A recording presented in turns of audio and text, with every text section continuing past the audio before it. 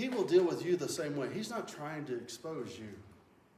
He's not. So don't let Satan lie to you that if everybody knew, or if everybody heard, they wouldn't love you. Don't worry about everybody else.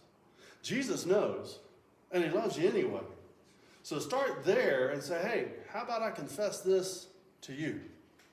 I'm not worried about everybody else right now. I need to confess this to you. And I need to open up my heart to you, because Jesus doesn't want to expose you. Not initially. And I'll get to why it's important in a minute that I say not initially. What he wants to expose is what's in you. What he wants to expose is the futility of your own efforts. It may not even be sin. It may just be, hey, quit trying to get to me by just doing good things. All you're going to get is tired and exhausted and frustrated and maybe even bitter because it doesn't bring the results you think it's going to bring. So he says, listen, I want to expose this. I want to expose the emptiness. I'm not trying to expose the sin. And then he comes on in and says, Jesus answered her, when she said, Samaritan woman said to him, sorry, I did already read all that. Jesus answered her, if you knew the gift of God and who asked you for a drink, you would have asked him.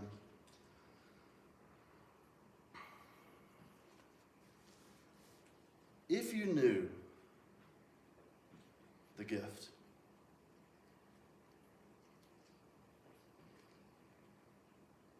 So often all we know is the emptiness. So often all we know is the pain. So often all we know is the frustration, the exhaustion. But I'm telling you, Christ says if you knew who was asking you to confess, if you knew who was asking you to change your ways, if you knew who was asking you to trust, if you knew who was asking you to seek and to follow, man, if you knew, you'd be asking me, how do I do that? If you knew, you'd be asking me, tell me more. If you knew and believed that there's a gift on the other side of this emptiness, you would forsake whatever it was you were doing and seek after and ask for whatever it is he has for you. And that's one of the pictures he's trying to draw out to us. So whether in this situation, I think it's interesting, and I don't want to read the whole thing again, but we do find out, if I can, well, I need to back up again. I apologize. Go back to verse 9. The Samaritan woman said to him, how are you, a Jew, speaking to me as a Samaritan woman? How can you ask me for a drink? Because I think it's important in this story, too, that one of the things she throws out right here is there's a barrier between her and Christ. There's a barrier between her and what he's trying to do. And instead of just doing what he asked her to do, she says, wait. Because she could have given him a drink, right? She came to draw water. Could she just said, sure. Here you go. Could have done that, right? But she doesn't. She goes, hey, wait a minute. There's no reason for you to be asking me, a Samaritan woman, for a drink. Who do you think you are asking me for this? And there's a barrier between her and what Christ wants. And so before you can come to finding salvation or hope or help in whatever area, that area of your life, I want you to know, and you first need to recognize what barrier exists in that area. Because we will put up barriers, won't we? God, I'm not good enough. God, I'm not worthy. God, but if you knew the gift. But God, my family, they're just white trash, whatever you want to call it. That's a Texas term. How could you ever use me? But if you knew the gift. But God, my heritage, but if you knew the gift. But God, I grew up in a non-Christian, pagan, lost out. Yeah, but if you knew the gift. But God, I have no skill. In fact, I've told you all this before too, but when I started turning into ministry or talking about when God was dealing with me in ministry, I called my dad and said, I think God's calling me to ministry. I said, but Dad, I don't have any gifts or ability. And you know what a dad's supposed to say in that situation, right? Right? What's he supposed to say? Sure you do. I've seen this in you, and you're good at that, and you're good at that. That's what I was hoping for. That's not what I got. What I got was good. Now maybe God can use you. Because it really has nothing to do with you. It has everything to do with what he calls you to do and what he empowers you to do. And I've told you that story that I could not speak publicly until I surrendered. Could not. Had one breath to get out. anxiety and fear, unbelievable. But when I surrendered, God goes, here, it's really never been a problem since. Still get nervous sometimes, but it's not a problem. I can talk all day long in this setting. I don't talk a whole lot in a lot of other settings, but I do talk a whole lot in this setting because I believe God's empowered me to do it. So it didn't matter what I thought I could do. It was just a barrier I was trying to throw up of, God, you don't really need me for this. God, you don't really want me for this. God, you don't really know what you're doing. He says, yes, but this is the area in your life I want to work. This is the weakness I've shown your whole life so that you'll know my strength when the time comes. This is the area. There is some area in your life. And maybe it's just a weakness, and maybe it has nothing to do with sin. Maybe it's just your excuse. That's a new thought as of just now, so you may want to pay attention to it, whoever that's for. That it may not be your background. It may not be a sin. It may have just been your excuse and barrier you keep throwing up, and he just keeps going, but I want to deal with that area. I want to be glorified in that area. I want to be seen in that area. I want you to know my power in that area. I want the world to know my power in that area. So you're going to have to deal with some area in your life where he's trying to deal with you. And so whatever it may be in this situation, man, don't throw up barriers that Christ died to overcome, that the Spirit dwells in you to overcome in this process. So let's go on. I'm trying to check my notes real fast. And as we go through this,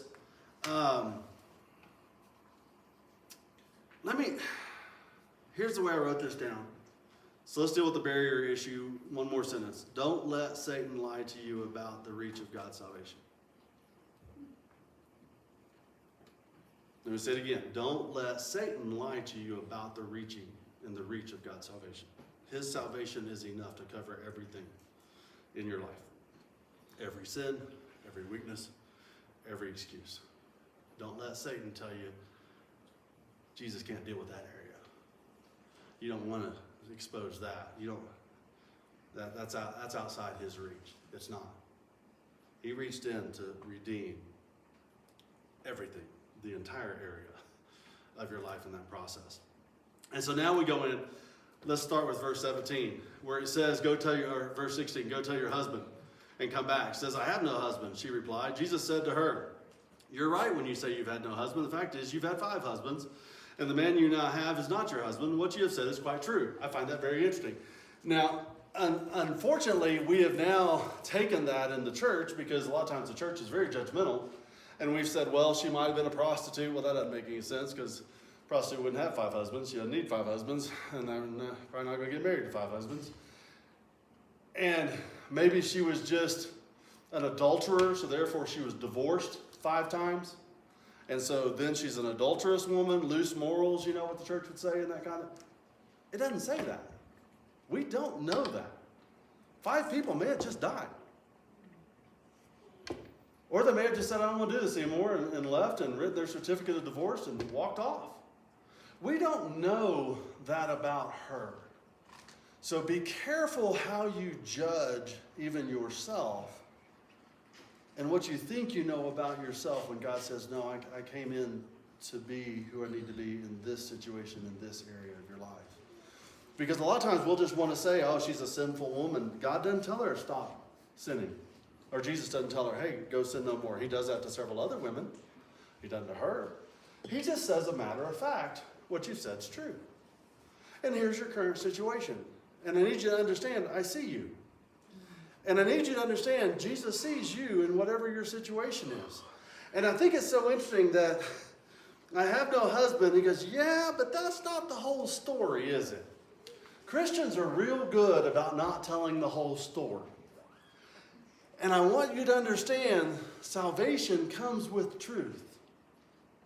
That's really the point of this message today. We need to be willing to expose those areas of our lives we don't want anybody to know about. At least begin by exposing them to him. And saying, can you redeem? Can you fill? Can you bring life out of this area of my life? In this situation and circumstance. Because what happens, and can I tell you a couple stories, y'all come with me. I have no husband is a really good church answer. Think about it. Go get your husband. I don't have a husband. Yeah, that's true, Jesus says, but there is, a guy you're living with, and, you had 5 husbands before him, so, it's not really the whole truth there, lady, is it? But we're real good. How you doing? Oh, I'm great. Really? Is that the whole story? Man, I'm blessed. Really? Are you today? How you feeling? Well, it's just been wonderful. Let me give you examples. Okay, one is, I really love non-believers because they'll tell you the truth. I had a neighbor one time, disappeared for about 3 months. Don't know where he went, just didn't see him. As soon as he showed up in the backyard mowing his yard, I go over and say, hey. I said, man, I've missed you. What happened? He goes, oh man, my wife got abusive. I had to call the cops. They arrested her. Then I lost the house and I got on cocaine. And I'm now living in a trailer in this guy's back pasture. And I'm just mowing the yard to try and make some money at the house he used to own. 30 seconds. This guy spilled his guts. And I went, you know how refreshing that is? Because I talk to church people all the time and go, man, how you been? Oh, good. Really? I'm pretty sure you're going through divorce. Oh, yeah, I'm fine. I'm pretty sure you're bankrupt. Oh, yeah, I'm good. I'm pretty sure your kid's in jail. It's not the whole story. And Jesus calls her on and says, wait, this isn't enough. Because I had a guy, it's just another example. I had 2 guys, I could give you 100 examples, I'm just going to give you one. 2 guys were helping me on a car once, which, not unique in itself, except for the group of guys that I had helping me. We were doing some weldings and things.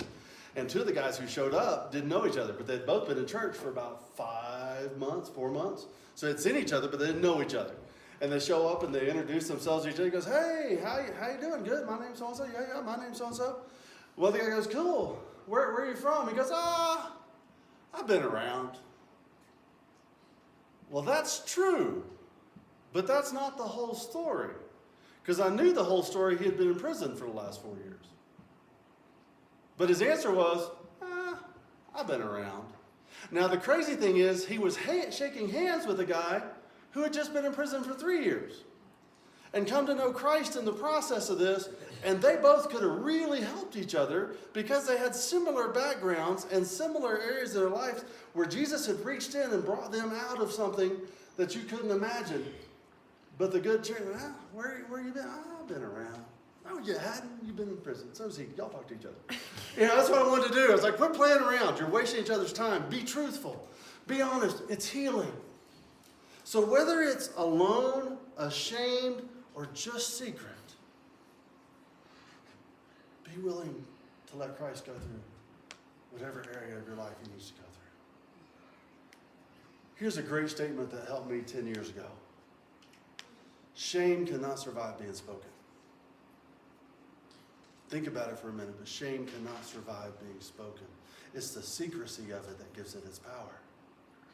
When you're willing to be honest and truthful and say, listen, here's my situation, here's my circumstance. Yeah, it's embarrassing. Yeah, I wish I'd never done that. I wish I didn't struggle, but here it is. Now it doesn't hold power over me anymore because it's been spoken. And now you can't judge me because I've already confessed. Does that make sense? You may judge me, but it doesn't matter because I already know. So here you go. And you know, and we're not making... So be willing to be honest about where you find yourself and whatever area in your life Christ is trying to reach into to bring healing from.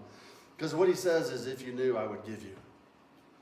If you knew who was I'd give you. I would heal this within you. So in that concept, let's go to the next couple verses. It says, believe me, woman. This is verse 21.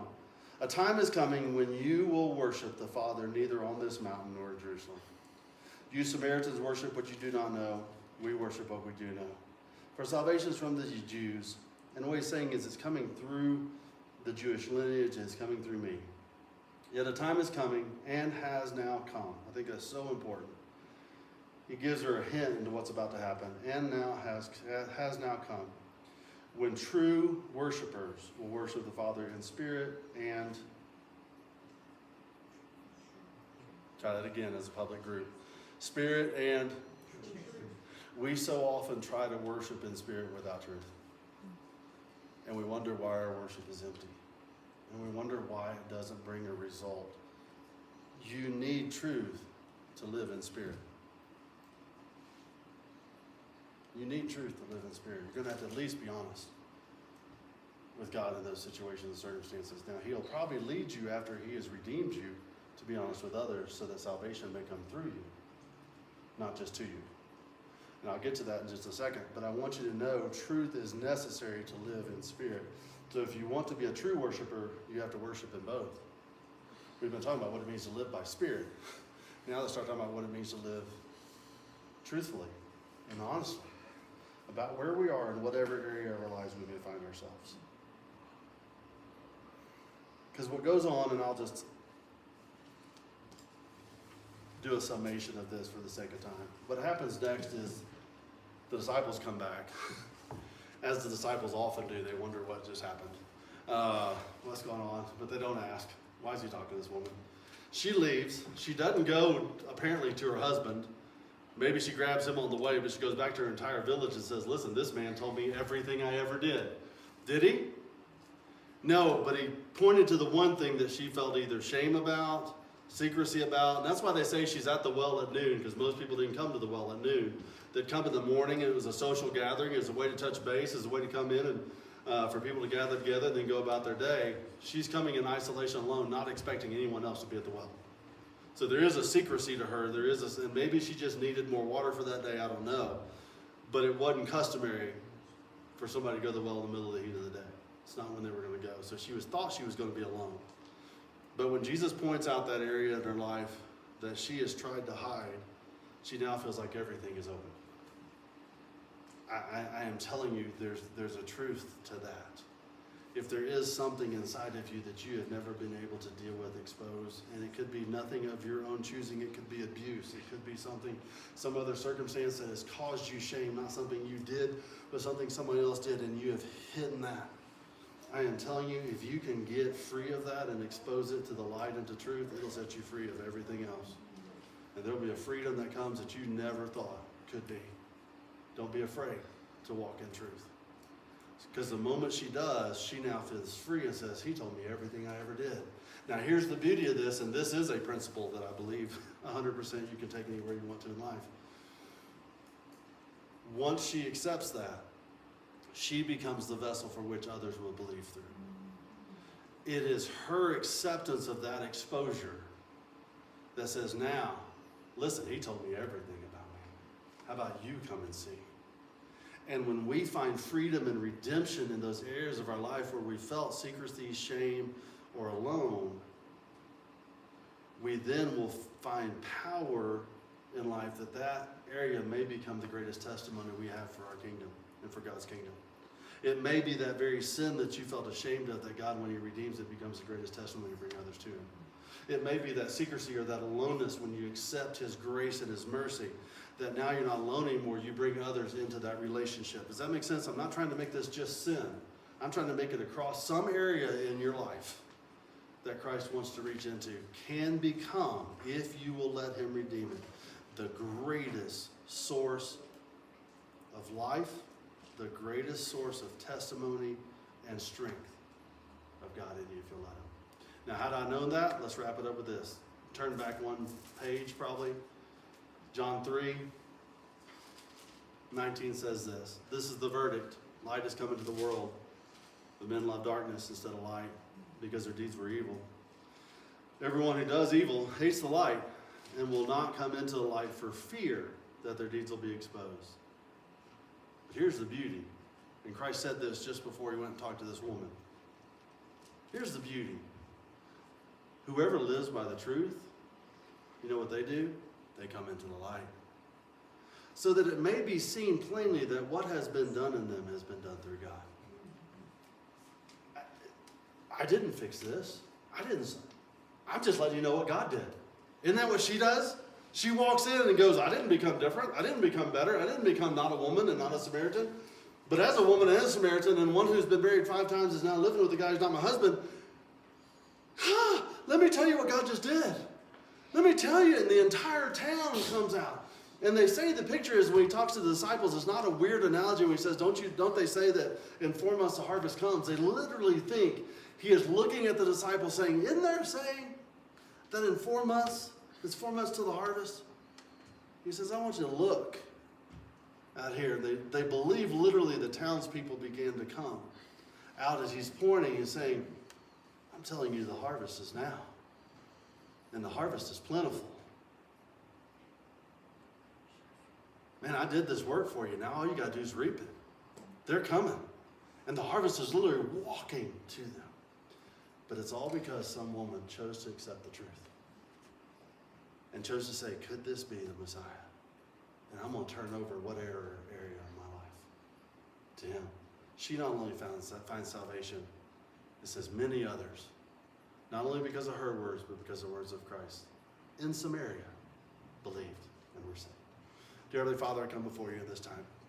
And Lord, I don't know, we all have some area in our life that you want to work, and you want to redeem, and you want to strengthen. Father, I just pray that we can